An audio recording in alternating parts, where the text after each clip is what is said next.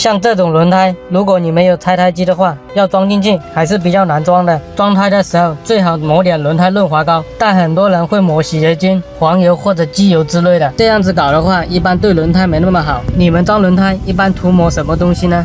没加过质补液，气嘴无老化就不需要更换。